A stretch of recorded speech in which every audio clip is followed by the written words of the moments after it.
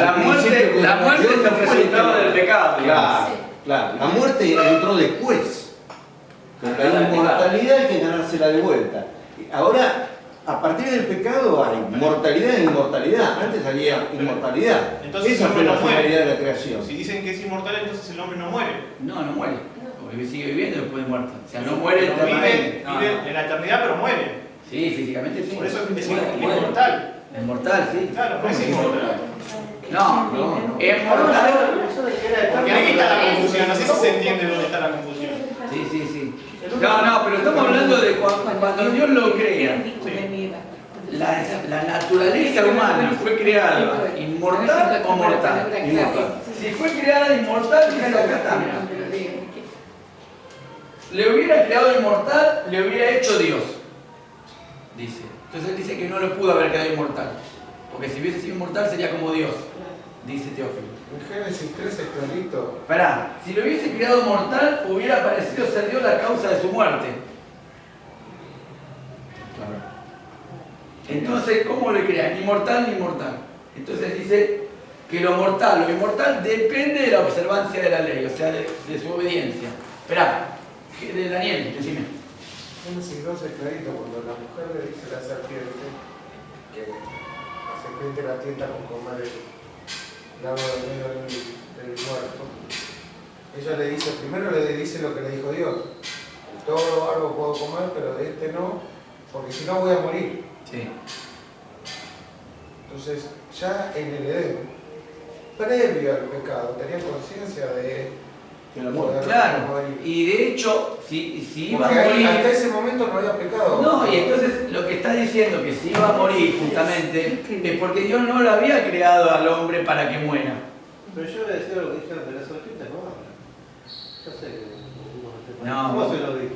Bueno, es Si una hablan dos seres figura. humanos en el planeta, ¿qué otra persona le dijo? Cuando habla una serpiente que habla, no se pone, no sé, ¿cómo puede ser que una serpiente hable? Esto no es normal. Pero ahí retrocederíamos a la Pero cuestión ya de se Dios había no sabía ido, que ya el se había hombre- ido Lucifer del Sí. Se bien pudo Lucifer volver y mimetizarse en una serpiente. Seguro, sí, tomar una forma. Sí, a ver. Pero ahí retrocederíamos a la cuestión de si Dios no conocía que el hombre iba a decidir aceptar eso para hacer. Dios ya sabía. Entonces, Entonces Dios hizo al hombre para la eternidad igual. claro. No dependía de la obediencia de Adán. Si no, Lo que dice Carlos. Si no, no, Pero él dice que sí, Teófilo. Si no, no, pero hubiese sido superior a Dios, hubiese decidido lo contrario. Por eso después está la Claro. condenación eterna. ¿Cómo? Por eso también después está la condenación eterna. Exactamente. Si no sería condenación, punto. Exactamente. Sí, yo creo que acá se equivoca Teófilo. Igual, sigamos masticándolo, ¿sí? De hecho, si ustedes buscan sobre Teófilo, lo que le van a marcar a Teófilo es esto, justamente, ¿no? Que acá es donde no es muy fiel a la tradición, por lo menos. ¿Sí? Bueno, ya vamos terminando el tema. Bueno, el ser humano no fue creado inmortal. Si así fuera, entonces sería Dios, dice, ¿no? Pero esto es imposible. Por el mismo hecho de haber sido creado, no podría ser Dios, obviamente, puesto que no tendría el ser en sí, por sí mismo, sino por voluntad de una causa superior creadora. Tampoco Dios creó el ser humano mortal por naturaleza, puesto que en este caso Dios sería la causa de su muerte. Es lo que está diciendo Dios, ¿no? De manera que el ser humano no fue creado por naturaleza ni inmortal ni inmortal, sino con la capacidad de obtener la inmortalidad si vive en obediencia a Dios. Y dijimos que no puede ser. O morir si no observa los mandamientos divinos. Está en poder del ser humano su destino tras la muerte. Es muy fuerte poner en el ser humano semejante decisión, digamos, ¿no? Porque entonces no tendría sentido lo que dice Daniel, digamos. O sea, si Dios ya sabía que el hombre iba a desobedecer, entonces también ya había planeado de antemano un plan de salvación y que incluía la salvación eterna. Entonces no pudo haber, no dependía de la decisión del hombre en su destino. Me parece muy fuerte lo que dice Teófilo. ¿Sí? Bueno. Y acá viene con el rechazo de la filosofía pagana. Poetas y filósofos. Bueno, encuentran la discordancia entre los filósofos su rechazo de la filosofía, ¿no? Y la superioridad del mensaje cristiano con relación a la filosofía pagana. Yo creo que si hoy se despierta Teófilo de la muerte y ve las contradicciones entre los propios cristianos, esa superioridad de los cristianos la tira abajo. ¿Sí? Porque hoy hay más contradicciones entre los cristianos que entre los propios filósofos. Perdón, no es una acotación mía esta, ¿no? Pero él escribe en el siglo II. Claro, porque él habrá muerto, supongo yo que habrá visto 5 ideas distintas del cristianismo, 6, siglo II, 8.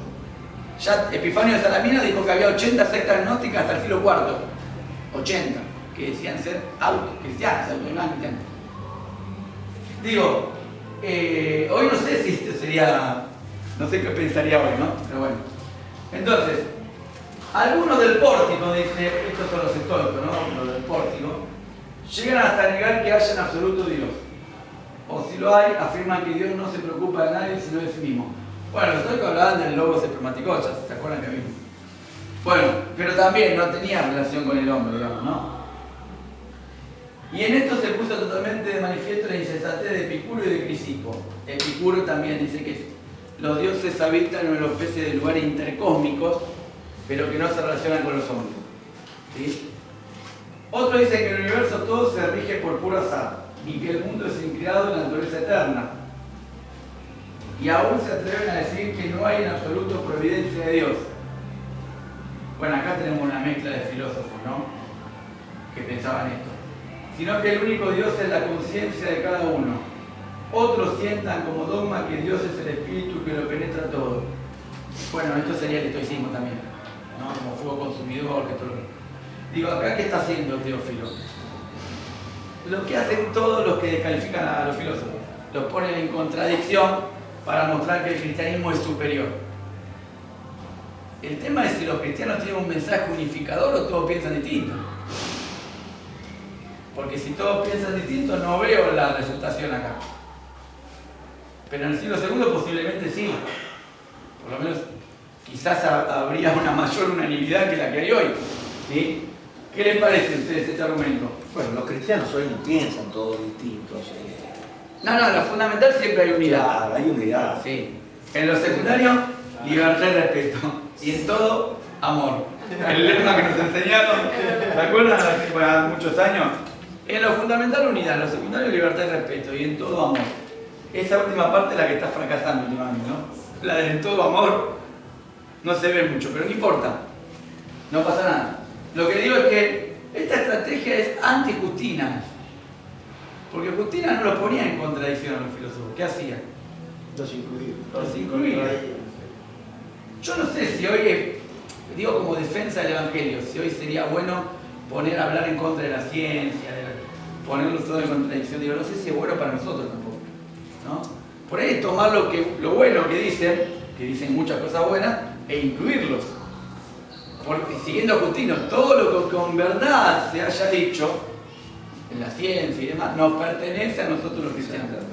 No sé si la estrategia de excluir las distintas formas de pensar es positiva para la defensa del Evangelio. Estoy pensando en voz alta, no estoy afirmando nada, digo, no sé si sirve como estrategia. Pero esta es la que asume Teófilo, la que asumió Tertuliano, la que asumió Terciano, porque los intelectuales cristianos no fueron uniformes en cuanto a su valoración de la filosofía. Y hoy pasa exactamente lo mismo, no hay uniformidad tampoco. Yo creo que sí se puede, pero hay que ser cuidadoso de que no quede la claridad de lo bueno y lo malo, y de el pecado y el arrepentimiento. Claro. Porque si se empiezan a mezclar, no. todo lo malo podría ser bueno y no todo lo bueno podría ser malo. Es que ahí se corre el otro riesgo que Entonces se ve. empiezas a mezclar. Claro, el riesgo es llegar a pensar como piensan los que no son cristianos y que se imponga la lógica de los no cristianos. Ese es un riesgo también que asumimos. Pero eso es cuando uno no sabe discernir, ¿no? Y no tiene el conocimiento profundo para decir esto es bíblico y esto no lo es. Pero excluir de movida todas aquellas ideas sin analizarlas, no sé si es bueno eso, digamos. Si es positivo. Pero también hay que saber hasta dónde dejar entrar pensamientos que pueden ser contradictorios. Si son contradictorios, tenemos la posibilidad como cristianos presentarle batalla argumental. Correcto. Pero si no los conocemos, no le podemos presentar ni batalla. Eso hablábamos la otra vez como los jóvenes de hoy. Digamos, para ser un apologista tengo que saber lo que piensa el otro también, ¿no? Ninguno hace una guerra a un país sin conocer qué soldados tienen, cómo es su estrategia armamentística. Los cristianos somos los únicos que creemos que con Juan 3:16 vamos a conquistar el mundo. Juan 3:16, perdóname que le diga, no existía ni en Pentecostés, ni en el Areópago, ni en el siglo II, porque los versículos y capítulos fueron puestos en el siglo IX. ¿Te imaginan a Pablo diciendo no? Porque Juan dijo que necesitamos recuperar el valor de la apologética, pero para eso tenemos que saber lo que piensa el otro. Si no, es imposible. En contra de, que me perdone Spurgeon, pero no es la Biblia un león que basta soltarla que se defienda sola. Porque si no, ¿qué fueron estas personas? ¿Qué fueron los apologistas? No tenían Biblia, hasta acá. Biblia, como la entendemos nosotros, no tenían. Tenían defensa de fe porque tenían argumentos. Pero igual asumieron dos posiciones, ¿eh? Uno en contra de todo lo que es filosofía, poesía, cultura, en ese caso la griega, porque la que... y otros a favor, o trataron de hacer una especie de síntesis, ¿no? Siempre hay estas dos posiciones hasta el día de hoy, ¿eh? Tenemos pastores que rechazan todo lo que tenga que ver con el conocimiento, no solamente filosófico, todo tipo de conocimiento, y pastores que tratan de lograr una especie de síntesis. Esto se ve hasta el día de hoy. No es algo que haya quedado en el pasado, ¿sí? Y les digo más, no tienen solamente que ver con... yo creo que hasta tiene que ver con el temperamento del pastor o del líder, con la forma de pensar, hasta tiene que ver con su cultura, tiene que ver con un montón de factores que van más allá de lo estrictamente cognoscitivo. No sé si me entienden, ¿sí? Pastores que por ahí se convirtieron de muy grandes, no tienen un buen caudal de conocimiento y no les interesa tenerlo tampoco. Además, sumémosle los dones. Dios no le da dones a todos de la misma manera. O el Espíritu Santo no repartió los mismos dones a todos, ¿sí? Es un montón de cosas que hay que analizar, digamos, ¿no? Lo que yo creo y siempre digo es que aquellos que Dios le ha dado esa capacidad para defender su fe, que lo tienen que hacer. Y los que no le dio esa capacidad, le dio otras cosas. Y hay que ponerlas también al servicio de la fe, ¿sí? Otros dones, otras capacidades, ¿sí? Lo que no puede pasar es que tengamos vergüenza de defender lo que pensamos. Los cristianos no puede pasar eso. Que tengamos miedo de hablar porque alguien nos... A ver, los primeros cristianos hablaban y nos mataban. No decían, no voy a decirle esto al emperador porque Justino le dijo al emperador Adriano, no venimos a halagaros. Que en términos nuestros no le venimos a, ¿sí?, a succionar la media a ustedes, ¿sí? Y lo mataron, mártir. Los apóstoles murieron también como mártires. O sea, el cristiano que te dice, no, a mí me da vergüenza o no me animo, y bueno, pará, entonces no entendiste el Evangelio. Cristo sigue diciendo, el que quiera venir en pos de mí, niéguese a sí mismo, cada día tome su cruz. Esto del cristianismo del éxito no es el cristianismo bíblico esto. Porque vieron que ahora está el evangelio del éxito, que todos fuimos llamados a ser exitosos. No, en mi Biblia no está eso. Entonces, bueno, a veces decir lo que pensamos cuesta. Y nos puede llegar a costar la vida, ¿por qué no? De hecho, le está costando la vida a muchos cristianos en otros países decir lo que piensan. Pero nosotros a veces no tomamos la dimensión de lo que significa ser cristiano. Es algo muy profundo, ¿sí? Así que bueno, una más y terminamos. Con esta terminamos. La idea de comparar las distintas ideas filosóficas respecto a Dios y el mundo, entre otras, tiene en Teófilo no la mirada de familiaridad en busca de síntesis que tenía Justino y Atenágoras, sino la mirada disruptiva propia de un Tasiano tertuliano. Lo que le dije recién. Entre los padres no había acuerdo respecto del valor uno de la filosofía porque es lo que hablan ellos, pero hoy podríamos decir de la ciencia o de... ¿Se entiende? Sí. Yo lo que no entiendo, y que por ahí vos me lo vas a sacar seguramente, es todo lo que tenía una posición contraria a la filosofía. Ellos rechazaban la filosofía como filosofía en sí misma, o rechazaban la filosofía que era utilizada para el paganismo, por decirlo de alguna manera. No sé si se entiende lo que estoy diciendo. No, ellos rechazaban la filosofía totalmente Por decir Bueno, que la filosofía... ahí tenés un montón de perspectivas distintas. Ah, ahí va la Claro, variante. depende de quién. Por ejemplo, Tertuliano decía que la filosofía era doctrina de demonios y que había contribuido a inspirar a las herejías. Y ahí se refiere a la filosofía en Griega, general. no la griega. Ah, la griega. Sí. Ah. Clemente dice lo contrario, perífrasis y propedéutica de la fe. Nos aproxima y nos prepara para la fe. Clemente, Alejandría, siglo III. Justino va a decir lo mismo, de alguna manera, ¿no? Contribuye también. Atenagora va a decir que los filósofos hablaron por la simpatía que Dios puso, o sea, también estaba a favor. Taciano, en Discurso contra los griegos, va a decir que no, que justamente que la filosofía, de alguna forma, como se usa ahora, te aparta de la fe, digamos, ¿no? O sea, hay distintas visiones. Sí, eso yo no lo entendía, digamos. Lo que es más lo que rechazan, sería en este caso, por ejemplo, Tertuliano, digamos. Él rechaza la filosofía Porque cree que fue inspirada por el propio diablo. Básicamente eso. Lo dice con todas las letras, Prescriptos Hereticorum, Liber Prescriptos Hereticorum, el libro que habla de las prescripciones contra las herejías. Dice que la filosofía es instrumento del diablo. Y Clemente de Alejandría dice que la filosofía es un don de Dios dado a los griegos. Tertuliano de Cartago y Clemente de Alejandría, lugares distintos. Que no me vengan a hablar de la unidad de los primeros cristianos. ¿Unidad en qué sentido? Por lo menos en el pensamiento, no. No, que la filosofía, o sea, es el uso de las posibilidades de la razón. Y esa razón nos la dio Dios. Claro. No es que un regalito que lo conseguí.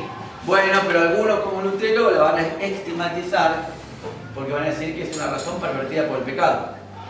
La que Dios nos dio sería una razón santa, entre comillas, la que Dios le dio a Adán ante el pecado.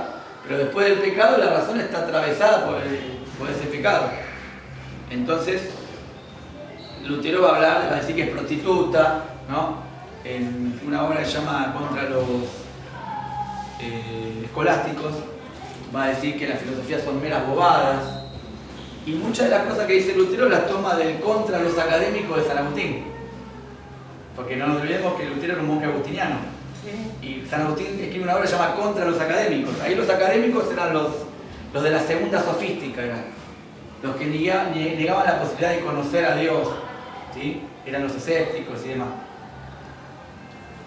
Yo creo que aún la razón pervertida por el pecado puede llegar a conocer a Dios.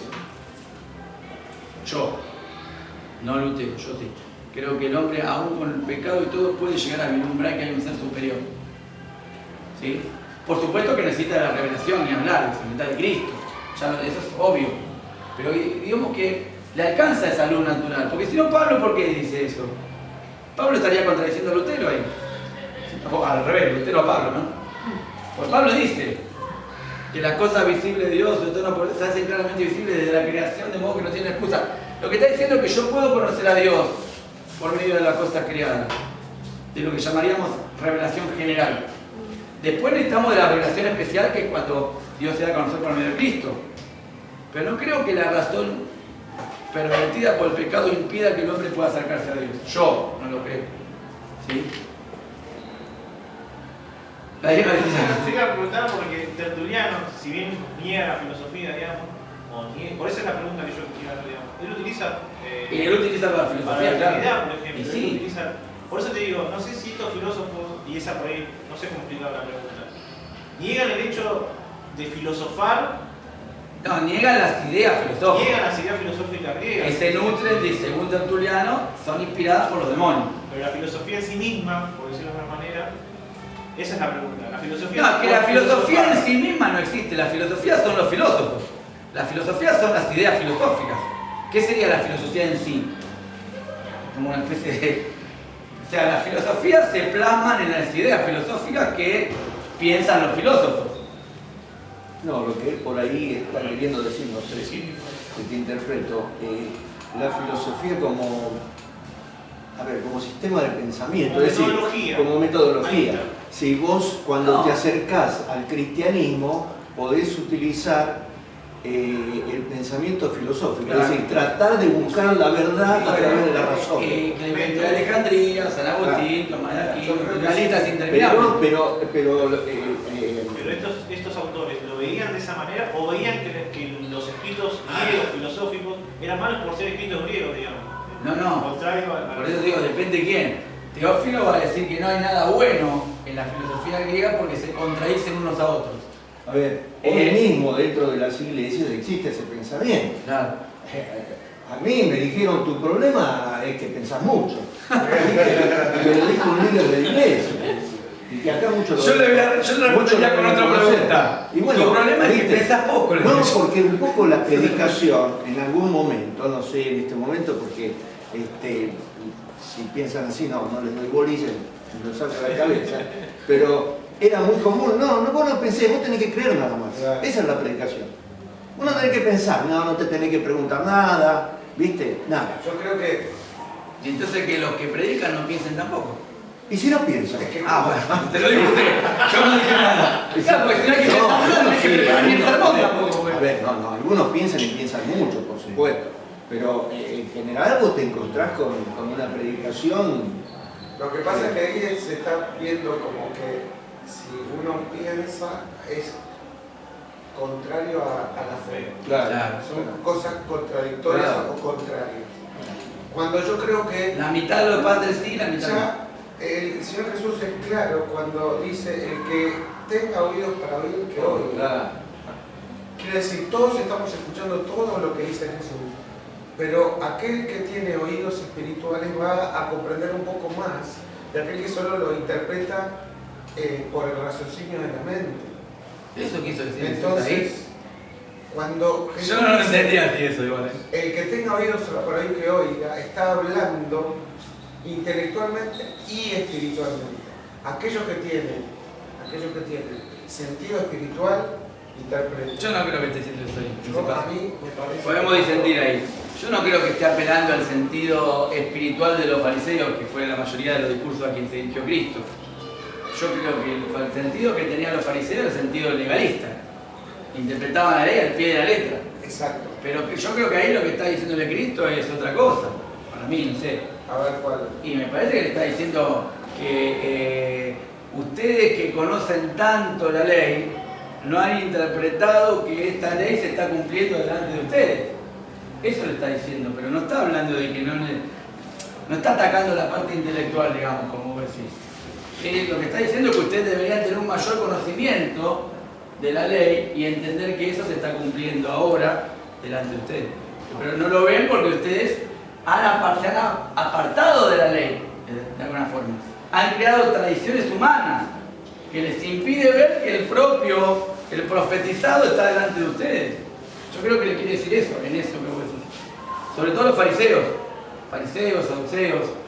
Porque cuando Cristo entraba en esos diálogos, hablaba con gente que supuestamente conocía la ley de Dios. Sí, por el Sí, otro lado, bueno, uno puede siempre pensar estaba que. de todo Pero cuando les propone esas cosas, siempre está hablando con fariseos. ¿No? Cuando se dirige al público en general, no elabora parábolas. ¿No? Cuando ataca justamente a los fariseos, les dice eso, que tiene oídos para ir, que oigan.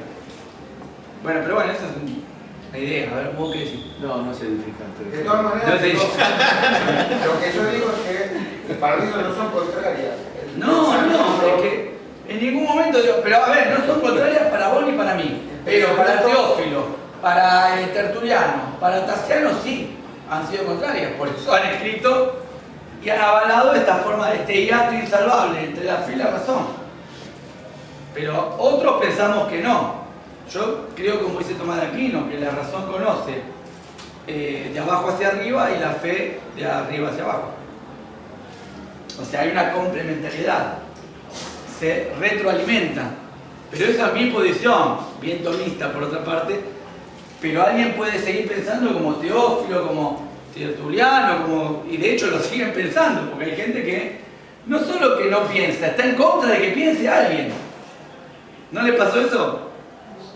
Ellos no piensan y nadie lo cuestiona, pero ellos están en contra de que alguien piense. Ahí es lo que uno dice, ¿por qué? ¿Para qué? Si no que pensar, no pensé, no pasa nada. ¿Sí?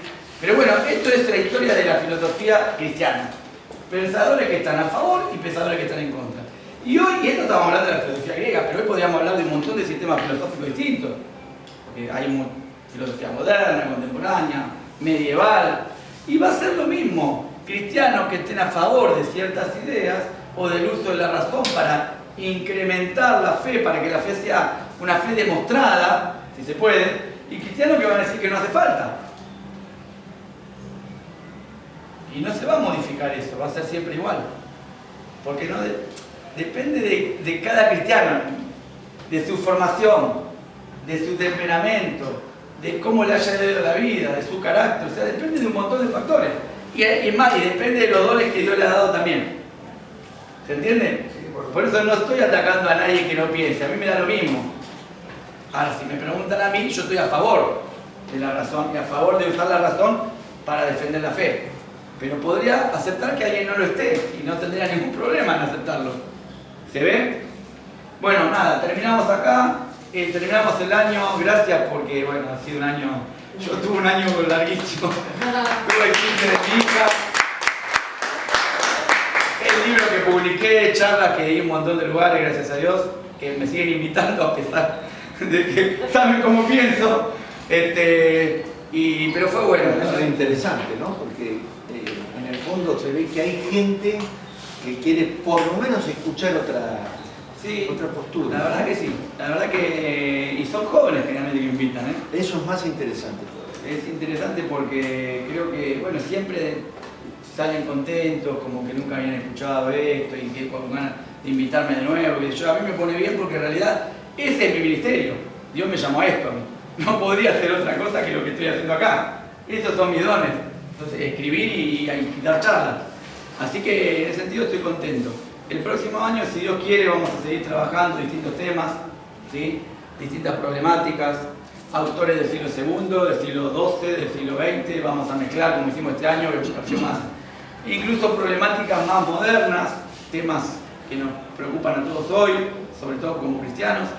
Así que bueno, los espero. Es un grupo chiquito, somos poquitos, pero siempre somos lo mismo. Y estamos siempre. Somos casi un aposento bajo. Somos chiquitos, pero estamos. Así que bueno, gracias a todos por venir y bueno, cualquier cosa. Gracias a vos. No, cualquier cosa que necesiten, un WhatsApp, algún tema que quieran trabajar, alguna cosa que me manden un WhatsApp y lo charlamos, ¿ok? ¿Sabes qué me parece que sería importante? Vos Sí. que estás en SEA todavía, ¿no? Sí. Quiero saber cómo está bajando el Estado, Ah, el tema de... la ley y todo eso, Exactamente. de la ley de identidad de género. Exactamente. Quiero Sería bueno entender trabajar el tema de eso, ¿no? cómo se está bajando desde el Estado Dale, y nosotros cómo debemos interpretar eso dale. y si podemos hacer algo al respecto. Perfecto. Vos sabés que es un buen tema ese, pero sabés que, ¿te acuerdas que yo hablé de Simón de Beauvoir? Sí. Que de alguna forma trabaja estos temas, fue una de las inspiradoras de todo ese tema.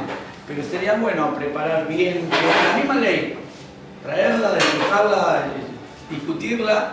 Y los lineamientos curriculares. Los lineamientos curriculares de la ESI, exactamente, la educación sexual integral. Sería bueno. Bueno, lo tengo como desafío. Dale. La verdad que nosotros tenemos un grupo de padres y una de las madres es maestra en un colegio del Estado y lamentablemente para ella le tocó que aquellos que vinieron tenían algún sesgo militante. Entonces, algunas definiciones que le dieron eran realmente preocupantes. Sí, tal cual. Sí, bueno, lo preparo, tengo tiempo. Como que, por ejemplo, que el amor va en contra de la naturaleza del hombre. Sí, lo vamos a preparar. La idea es también trabajar el tema de la autoridad y es un tema que de verdad es preocupante porque cómo se ha trastocado todo, ¿no? Porque cómo se ha ido en contra básicamente de la familia que Dios instituyó. Exacto, y en esencia quizás uno no podría objetar, decir, bueno, la enseñanza por el título, si querés, está bien. El tema es que es el contenido que detrás Sí, sí. introduce. Claro, El meta mensaje. Exacto. Claro. Y que le está haciendo mucho daño todavía a la juventud sobre todo. Por ley está aprobado eso desde el 2003. O sea, Sí. no hubo práctica, no fue llevado a la práctica porque hubo gente que lo